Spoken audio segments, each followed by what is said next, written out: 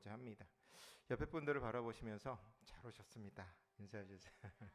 네, 많이 피곤한 가운데서도 한 주간 삶 속에서 또 힘들고 또한 살아왔던 그 모습들을 다시 한번 주님 앞에 내려놓는 이 시간들이 은혜의 시간들이 되기를 소망하겠습니다. 신명기에서 오늘 나오고 있는 말씀은 오늘 민수기에 나오는 말씀을 다시 한번 이스라엘 백성들에게 되새기고 다시 한번 실패했던 내용들을 다시 한번 알려주고 있는 말씀입니다.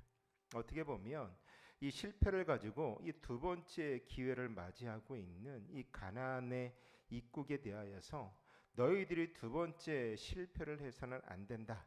실패하지 않게 하기 위하여서 실패했던 내용들을 언급하고 있는 것이 이 신명기의 말씀이고, 다시 한번 이 신명기 전체의 말씀은 그대로 독려하여서 그 땅 가운데 가나안 땅에 들어가서 어떻게 살아야 될지를 분명하게 알려주고 있는 말씀이기도 합니다. 근데 이 말씀을 우리가 생각해 보면 누가 잘못했는지를 자명하게 다 알 수 있습니다. 그런데 이상하게도 이를 당할 때에는, 특히 다른 사람이 아닌 내가 어떤 상황을 당할 때에는 올바른 판정을 내리지 못하는 모습들이 우리들의 모습 속에 있습니다. 그래서 오늘 말씀은 우리에게도 마찬가지로 잊혀져서는 안 되는 귀한 말씀, 또 교훈이 담겨 있다라는 거죠. 오늘 이스라엘 백성들이 왜 실패하였는가라고 하는 말씀을 오늘 이 모세가 백성들에게 해주고 있는데, 이 민수기의 표현을 가져와서 보면 젖과 꿀이 흐르는 땅이었습니다. 가서 살펴보고 하나님께서 허락하신 그 약속의 땅이 과연 복된 땅인가, 아니면 하나님께서 우리에게 어떻게 복을 주시기를 기뻐하시는가를 확인하고 돌아왔던 내용들이었습니다. 과거에 너희들이 이 땅에 제대로 걸어갔으면 10하루면 걸어갈 길을 40년 동안 걸어가게 되었던 이유를 너희들이 아느냐? 왜 그렇게 세월과 시간들을 낭비하게 됐는지를 아느냐? 그 실패의 원인을 회상하고 있는 것이 신명기의 말씀이죠. 그 실패의 역사를 또한 실패에 넘어져서는 안 된다라고 하는 부탁의 차원에서 다시 하나님의 말씀을 오늘 백성들에게 들려주고 있습니다. 19절에서 25절까지의 말씀을 보게 되면 민수기 13장의 내용, 이 13장의 내용이 뭐냐면 가나안 땅을 앞에 두고 12명의 정탐꾼을 그 가나안 땅으로 보냅니다.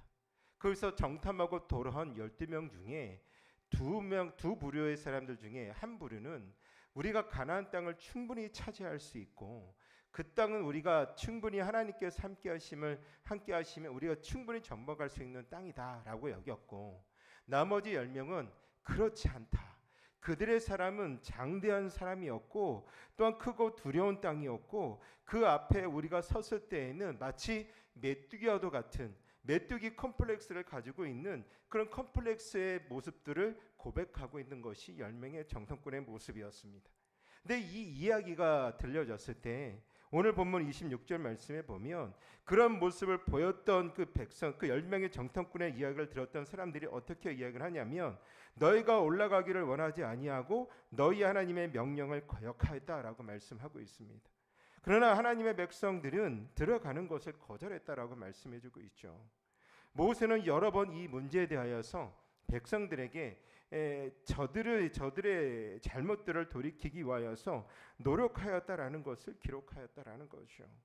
그래서 29절 말씀해 보니까 내가 너희에게 말하기를 그들을 무서워하지 말라, 두려워하지 말라라고 전했다라고 말씀합니다.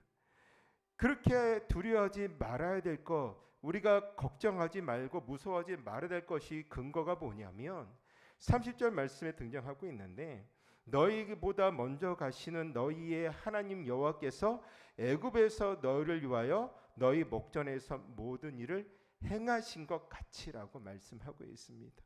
먼저 가시는 너희 하나님께서 애굽에서 너희를 위하여 목전에서 모든 일을 행하셨던 것처럼 너희들이 가야 될 그 땅에서도 하나님께서 모든 일을 행하실 것이다 라는 것을 이야기를 해주고 있다는 거죠.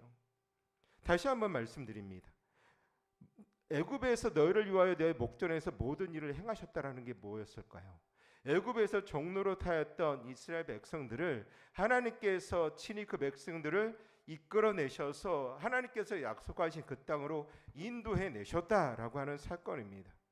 구약 전체에서 하나님께서 이스라엘 백성들에게 자신의 그 신실함과 또 자기 백성들의 애정과 틀림없는 보호하심을 약속하실 때 하는 말씀이 뭐냐면 내가 너희를 종되었던 애굽에서 인도하여 낸 너희 하나님 여호와니라라고 말씀하였던 것입니다. 이런 하나님의 은혜보다 더 큰 은혜가 어디 있겠습니까? 왜냐하면 이스라엘 백성들이 당하는 이 어떤 어려움도 종 되었을 때의 어려움보다 나쁜 것이 절대 있을 수 없다라는 거죠. 애굽에서의 상황이 최악의 상황이었는데 그럼에도 불구하고 하나님께서 너희들을 인도해 내셔서 이 가나안 땅으로 이끌어 내셨던 지금 이 닥치고 있는 이 문제도 그것에 비하면 아무것도 아니다라는 것을 말씀해 주고 있다라는 거죠. 기근이나 홍수가 나서 모든 것을 잃는다라고 한번 생각해 보십시오. 그것은 자신이 가진 것을 다 잊어버리는 겁니다.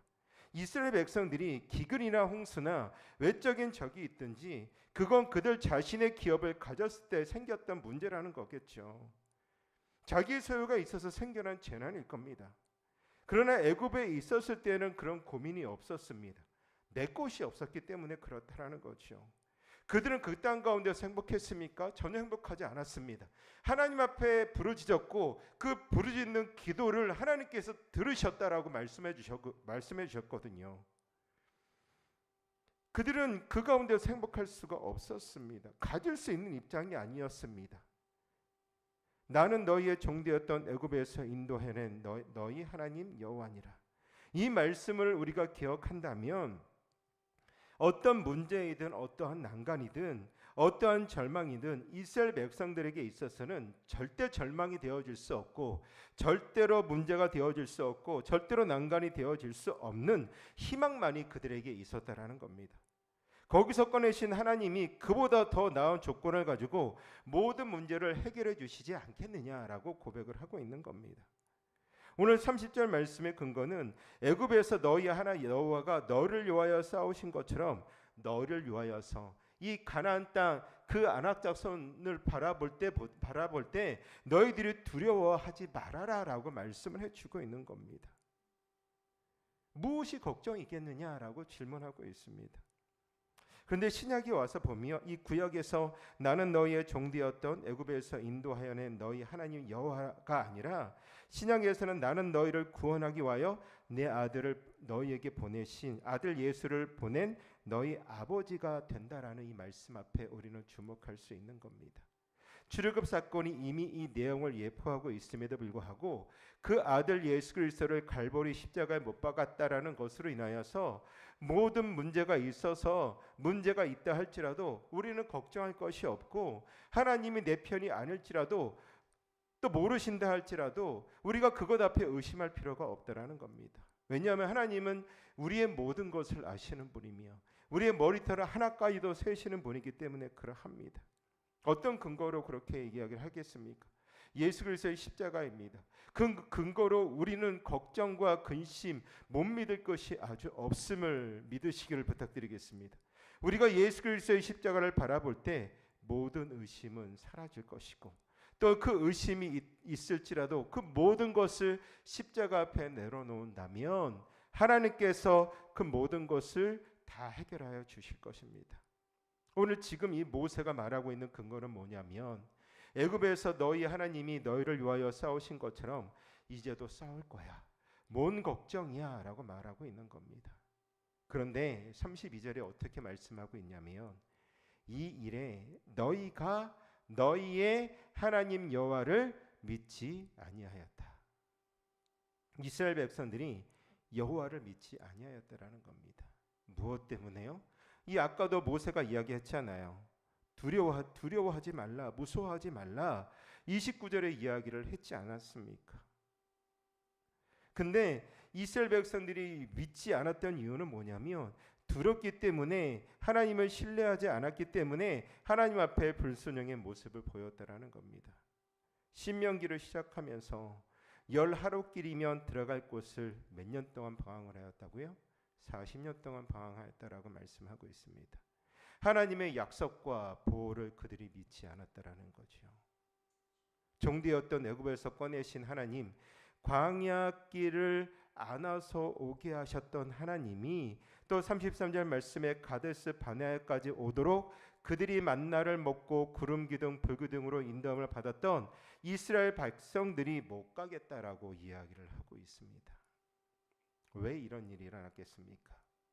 왜 이스라엘 백성들의 고백 속에 하나님을 잊어버리고 하나님을 믿지 아니하고 불신하고 신뢰하지 못하는 모습들이 그 가운데 있습니까?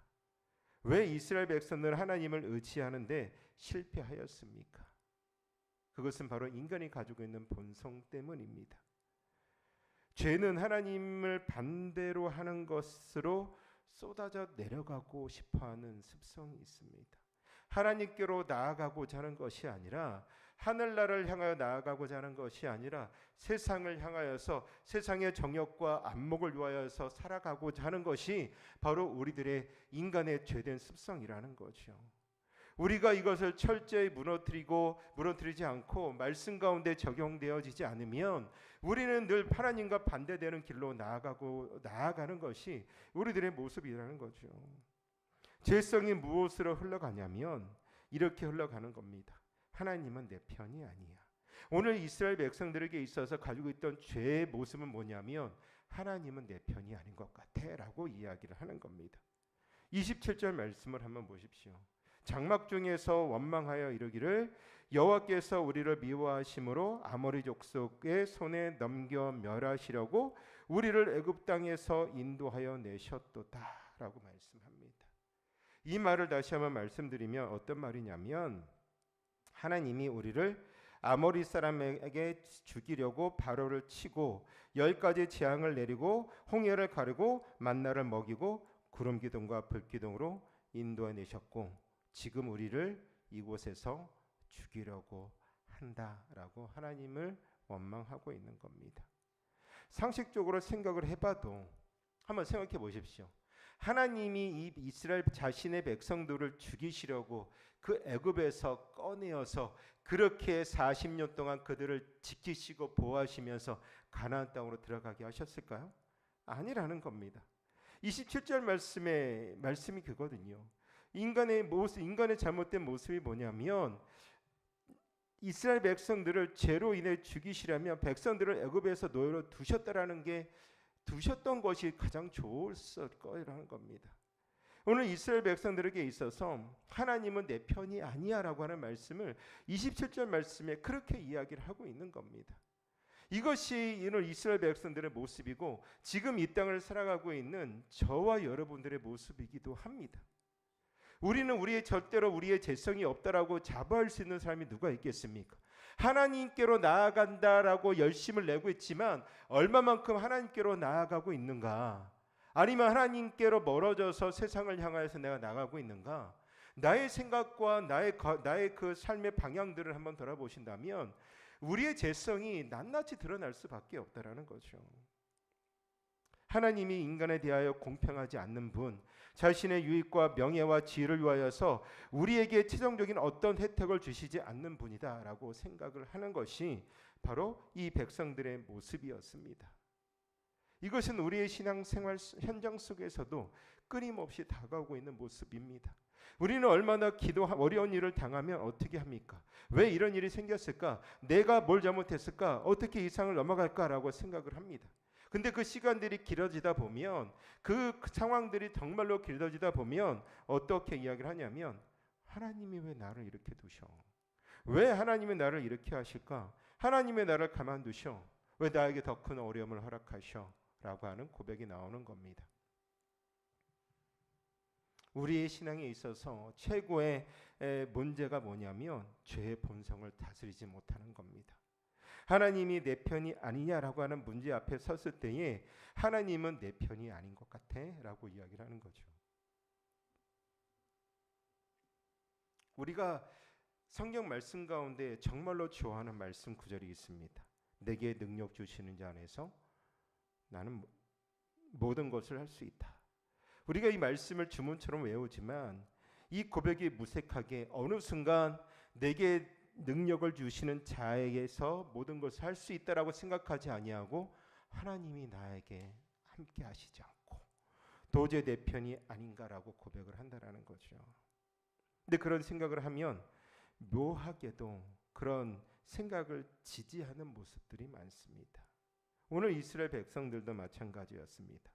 28절 말씀에 보니까 우리가 어디로 가랴 우리 형제들이 우리를 낙심하게 하여 말하기를 그 백성은 우리보다 장대하며 그 성읍들은 크고 성곽은 하늘에 닿았으며 우리가 또 거기서 안악자손을 보았노라 하는도다 하기로. 이스라엘 백성이 하나님이 우리를 죽이시라고 아몬머리 사람에게로 몰고 왔다라고 하는 의심을 하게 될 때 의심할 만한 것들이 눈앞에 보인 겁니다. 눈앞에 보였다라는 거죠. 그 백성은 우리보다 컸다. 그 성읍은 하늘에 닿을 정도로 웅장했다. 그리고 우리를 죽이려고 하는 작전을 보게 되었다라는 겁니다. 왜 그렇게 될까요? 왜 그렇게 하나님의 백성들이 하나님께서 주시는 땅을 믿음으로 가기만 하면 되는데 왜 그 마음속에 이런 모습들이 들어오게 되었느냐라는 겁니다. 우리를 편드시고 우리를 지켜주시는 것이 이 세상이 아님에도 불구하고 이 세상의 것을 바라보는 우리들의 연약한 모습이라는 거죠. 여러분들에게는 믿음이 뭐라고 생각이 되십니까? 보이지 않는 것의 증거라고 말씀하고 있지 않습니까? 그렇게 고백하지 않습니까? 보이지 않는 손길을 우리가 믿어야 된다는 거죠. 세상에서 하나님이 어디 있어라고 이야기할 때 우리는 그 하나님을 눈으로 보여줄 수는 없습니다. 믿음으로 볼 수 있는 거죠. 믿음의 손길이 나에게 있다라는 것을 내가 말씀 가운데 신앙 가운데 온전히 섰을 때 믿음이 내 안에 역사되어질 때 그 보이지 않는 하나님의 손길의 역사를 우리가 온전히 바라볼 수 있다라는 겁니다. 근데 보이는 것이 보이지 않는 것보다 센 것이 아닙니다. 보이는 것만으로 세상의 역사와 세상이 좌우되는 것이 아니라는 거죠. 오늘 이스라엘 백성들을 한번 하나님이 우리 편이 아닌가봐라는 생각이 의심이 들었을 때 그 의심은 꼬리에 꼬리를 물게 되어졌고 그 의심이 결국 하나님을 향한 신뢰와 믿음이 그 가운데서 사라져 버리게 되었습니다. 그런 의심을 하게 되었을 때 세상의 모든 조건들이 결국 우리의 신앙을 방해하고 거부하고 부정하게 하는 것들이 더 크게 보이는 거고 그것으로 말미암아 하나님을 원망하게 하는 겁니다. 오늘 말씀이 말하는 것은 우리 모두가 반복하는 실패의 공통적인 원리라는 겁니다. 이 부분을 그렇다면 우리는 어떻게 이겨야 되겠습니까? 답은 정해져 있습니다. 믿음밖에 없습니다. 믿음으로 이겨나가야 된다는 거죠. 그렇다면 우리에게 있어서 믿음은 무엇일까요? 하나님이 누구신가를 생각해 봐야 된다는 겁니다. 믿음은 어디서 옵니까? 생각하는 데서 옵니다. 즉 하나님이 누구이신가를 우리가 가만히 생각해보고 말씀을 읽은 이후에 그 하나님이 어떤 하나님인지를 우리가 바라보아야 되는 것이죠. 우리가 큐티를 하는 이유가 무엇이냐면 큐티는 그 큐티 속에서 하나님이 어떤 말씀을 하시는지를 우리가 깨닫고 그 말씀을 나에게 적용을 하는 겁니다. 그 하나님을 내가 발견되어질 때 그 하나님이 오늘은 나에게 이런 말씀을 주셨고 오늘 말씀 가운데 등장하는 하나님은 바로 이런 하나님이야 라고 우리가 깨닫는다면 오늘 나의 살아가는 삶 속에서 그 하나님을 주시는 그 하나님 나에게 있어서 오늘 주신 그 말씀에 보여주시는 하나님을 우리가 바라보며 믿음으로 승리하는 삶을 살아가야 된다는 거죠. 하나님은 누구일까? 구약식으로 이야기하면 종 되었던 애굽에서 구원해 내셨던 하나님, 신약의 관점으로는 십자가의 예수 그리스도를 달리게 하신 하나님의 사랑이 무엇인지를 우리가 분명하게 알아야 되는 겁니다.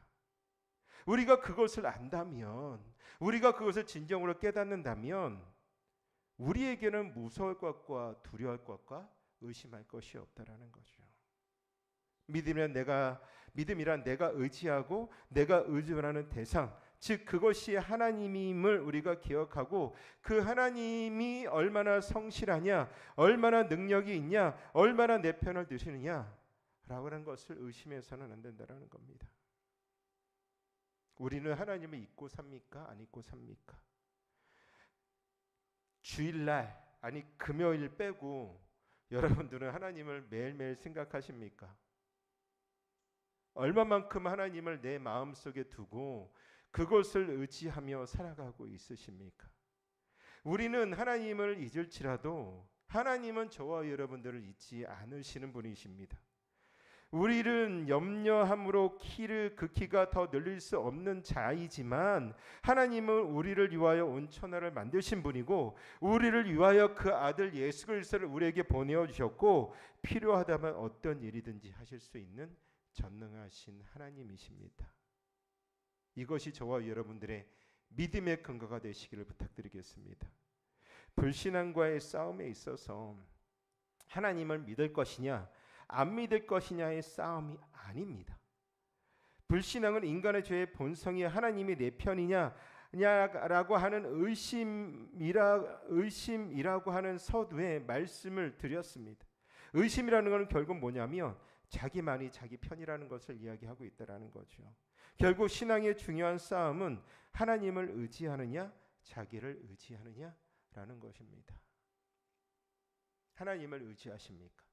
아니면 내 자신을 의지하십니까? 여러분들의 신앙과 모습이 불만스럽다라고 해서 불안해서는 안 됩니다. 나의 믿음이 연약한 모습들이 있다면 그 연약함도 하나님 앞에 내어 맡기시고 그것을 하나님께서 일하시도록 나를 내어 드릴 수 있는 믿음의 자리로 나아가야 되는 겁니다. 하나님은 우리가 사랑받을 만해서 사랑을 하신 것이 아닙니다. 하나님은 저와 여러분들을 왜 사랑하셨는지를 알 수 없다라는 거죠. 왜 나 같은 죄인을 사랑하셨는지, 내가 나에 대하여 불만스럽다고 해서 하나님은 나를 버린 것 같다라고 하는 못난 생각은 어리석은 생각입니다. 우리가 오늘 말씀을 통해서 확인할 수 있는 것은, 또 반드시 기억해야 될 것은, 우리가 그 말씀 가운데서 우리가 반드시 캐치해야 될 것은 뭐냐면, 하나님을 내 최우선순위에 두느냐 나를 최우선순위에 두느냐라고 하는 싸움입니다. 하나님을 내 우선순위에 둔다면 내 마음에 들었느냐 안 들었느냐는 중요한 문제가 아닙니다. 하나님이 내게 잘했을 때나 만족하지 않았을 때 우리는 하나님 앞에 할 말이 없다라는 거죠. 우리가 원망하게 되는 것은 내가 모든 판정과 만족의 최후 권위자이기 때문에 원망을 하는 겁니다. 나의 가정의 문제도, 나의 사업의 문제도, 나의 직장의 문제도, 우리의 삶의 그 모든 공정성의 문제도 가지고 있는 그것이 뭐냐면 결국 내가 권위자이기 때문에, 내가 그것을 잣대로 내가 되기 때문에 나에게 맞지 않으면 그것은 잘못된 것이라고 여겨지기 때문에 원망하기도 한다는 거죠. 물론 우리가 그런 일은 없겠지만 하나님이 우리에게 잘못했다 한들 그것은 하나님의 주권이고 하나님의 권세임이기에 우리가 뭐라고 말씀을 할 수 있겠습니까? 하나님이 내 편을 들면 나의 편이고 아니면 남의 편입니까? 아이들이 그렇게 하지 않습니까? 그 친구들과의 놀 때 어느 순간 잘 놀다가도 내 마음에 안 들면 이 친구는 오늘부터 내 친구가 아닌 겁니다. 근데 그 다음날 또다시 내 친구가 되는 이상한 일이 벌어져요. 아이들의 모습 속에는. 그 당시에 나의 말을 안 듣고 내가 기분이 상하기 때문에 지금은 내 친구가 안 된다라는 거죠.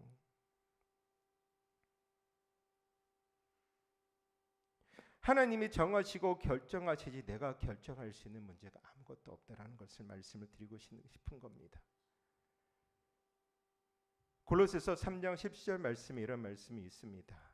또 무엇을 하든지 말에나 일에나 다 주 예수의 이름으로 하고 그를 힘입어 하나님 아버지께 감사하라라고 말씀합니다. 권위적 차원에서 하나님이시고 우리를 만드신 그분이시고 우리를 그의 사랑을 입은 자가 바로 저와 여러분들입니다. 하나님을 선택하거나 하나님께 명령하거나 하나님께 평가할 수 있는 입장이 되어서는 안 된다는 거죠. 우리의 기도는 근데 어때요? 우리의 삶 속에서 하나님 앞에 어떤 일들이 되어지지 않을 때 하나님 앞에 어떻게 이야기를 합니까? 왜 응답해 주시지 않아요? 왜 하나님 역사해 주시지 않아요? 왜 내 자녀가 잘 되지 않아요? 왜 우리의 남편과 아내의 우리 부부는 왜 어려움 속에 있어요? 믿음의 가정이라고 하는데 하나님 우리에게 이런 어려움을 주세요 라고 이야기할 수 있다는 겁니다. 우리는 과연 하나님을 평가하는 자입니까? 아닙니까? 그 하나님은 나를 사랑할 뿐 아니라 그 하는 모든 일이 다 의로우신 분이기에 우리는 감사할 수밖에 없고 그 하나님을 바라볼 때 기뻐할 수밖에 없는 것입니다. 그렇게 하는 것이 신앙이라는 거죠. 모든 신앙의 감사의 고백은 하나님의 통치권과 통치하심의 의로우심과 신실하심의 항복한 신앙이라는 겁니다. 모든 성도의 불평과 원망은 뭐냐면 하나님이 일하시는 게 내 마음에 들지 않는 데서 온다라는 거죠. 하나님이 내 신앙일 뿐이고 큰 능력을 가진 분으로 여기는 것이 바로 우리의 잘못된 신앙의 문제라는 겁니다. 오늘 신명기의 말씀을 모세의 설교의 서두에 이스라엘이 가데스 바네아에서 실패는 믿음이 동원되어야 할 순간에 자신이 최종적인 판단자가 되었기 때문에 결국 그들은 그 민수기에서 실패하였던 겁니다. 하나님이 하시는 일에 안심이 안 되고 내가 기대하고 내 마음에 되어지지 않는 모든 문제에 대하여서 하나님이 내 편이 아닐 거라고 하는 판단은 나의 신앙의 자리가 아니라 불신앙의 자리로 떨어지게 되어지는 겁니다. 저도 목회를 하면서 지금 내가 하고 있는 것이 올바른 것인가? 왜 교회를 시작했는데 왜 더 많은 성도들이 몰려오지 않는 걸까? 때로는 걱정하고 근심하고 때로는 의심이 아니라 걱정이 될 때도 있습니다.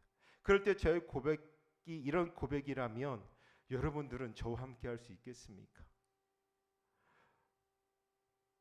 교회를 바라보면서 하나님께서 세우신 이 교회를 하나님께서 이끌어 가실 거란 믿음을 하나님께서 저에게 주셨기 때문에 지금은 아직은 적은 숫자 따지면 적은 숫자들 성도들과 함께 믿음의 걸음을 잘 걸어가고 있는 그 모습을 하나님께서 그 상황들을 보시고 그것이 너에게 있어서 지금 이 순간 너에게 주어진 은혜라는 것을 알려주기에 때로는 어렵고 힘든 순간들을 맞이한다 할지라도 인내하고 근심하지 아니하되 내가 근심을 합니다. 근심 아닌 근심을 하지만 그럼에도 불구하고 하나님만 내가 붙들 수밖에 없다라는 거죠.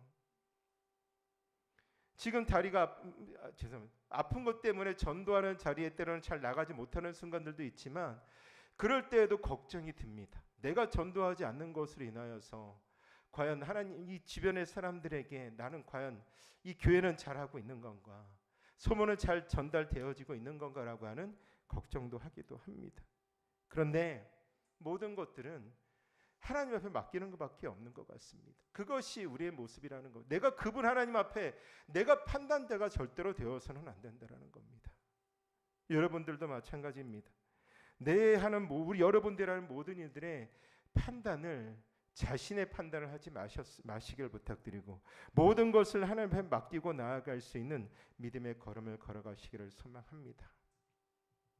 우리의 신앙은 하나님은 은혜로우시며 자비로우시며 노하기를 더디하시는 오래 참으시는 시건치 아니하시는 긍휼이 많으신 공의로우신 하나님임을 강조하는 이유는 하나님을 의심하는 죄의 본성으로 빠지지 말라라고 강조하는 겁니다.